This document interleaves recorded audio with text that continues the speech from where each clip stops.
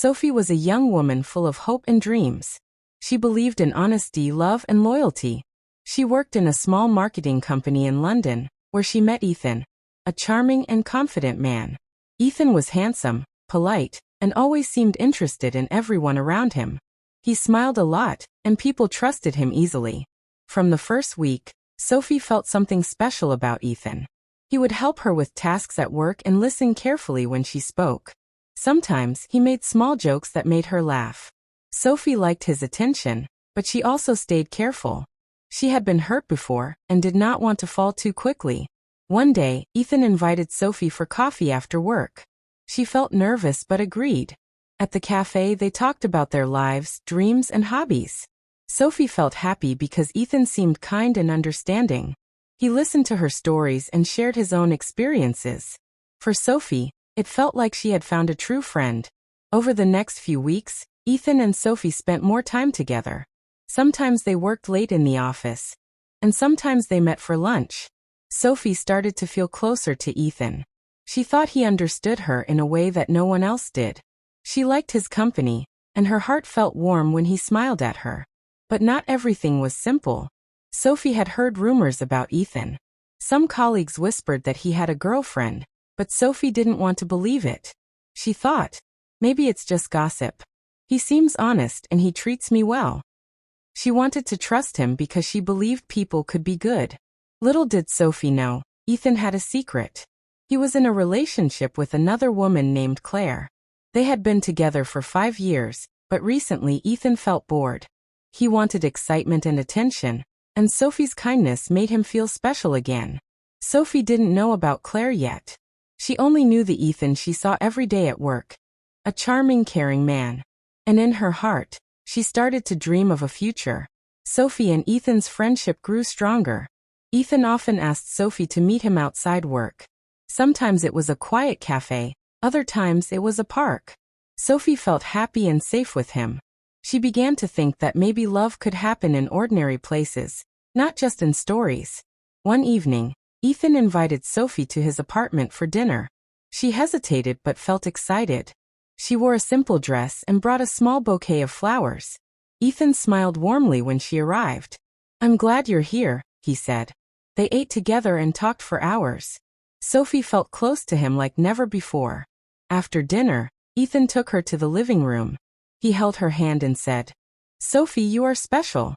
I feel connected to you." Sophie's heart beat fast. She wanted to believe in his words. She thought maybe this could be love. But the next day, Sophie noticed something strange. She saw Ethan texting someone late at night. She didn't check his phone, but she felt uneasy. The feeling grew stronger when a colleague mentioned seeing Ethan with a woman at a restaurant. Sophie's stomach twisted. She didn't want to believe it, but curiosity hurt her. Sophie decided to ask Ethan directly. "Ethan, are you seeing someone else?" she asked one afternoon at work. Ethan looked surprised. He hesitated, then said, "It's complicated. Claire and we are taking a break." His words were unclear, and Sophie felt confused. Even though he said they were on a break, Sophie noticed inconsistencies. Ethan sometimes disappeared for hours without explanation. He avoided certain topics and seemed guilty sometimes. Sophie tried to trust him, but small doubts grew in her mind. One evening, Sophie received a message from Claire. It was polite but firm. "Sophie, I think you should know that Ethan is my boyfriend. Please be careful." Sophie froze. Her heart sank. She felt betrayed and confused. Everything she believed about honesty and loyalty seemed wrong. Sophie realized that Ethan was not the man she thought. Sophie couldn't stop thinking about Ethan and Claire. Her mind was full of questions. Why did Ethan lie? Why did he lead her on? She felt sadness, anger, and confusion all at once. She knew she had to confront Ethan, even though it scared her. The next day, she met Ethan in the office. Her hands shook, but her voice was calm. "Ethan, I know about Claire," she said quietly. Ethan looked shocked. He tried to speak, but Sophie interrupted. "I trusted you. I believed in you. How could you do this?" Ethan sighed and tried to explain. "Sophie, I never wanted to hurt you. I care about you, but my situation with Claire is complicated. I didn't know what to do. Sophie felt a mix of anger and sadness. Complicated? That's not an excuse. I deserve honesty, she said. Sophie realized something important. She couldn't change Ethan or his choices. She could only decide what to do for herself. Her heart hurt, but she knew that staying silent would only make it worse. Over the next few days, Sophie tried to distance herself from Ethan. She avoided his messages and focused on work. It was hard. Every time she saw him smile, memories of happy moments came back. But she reminded herself that those moments were built on lies. Sophie also talked to her friends about the situation. They supported her and reminded her that she deserved respect and honesty. Sophie felt comfort in their words. She realized that love is not just about feelings, it's also about trust and respect. Finally, Sophie decided to confront her feelings fully. She wrote a message to Ethan. I can't be part of a life built on lies. I hope you understand. Goodbye. She felt a weight lifted from her shoulders. Though it was painful, she knew she had done the right thing. Sophie learned that being an idealist doesn't mean being naive. It means believing in the best, but also protecting your heart.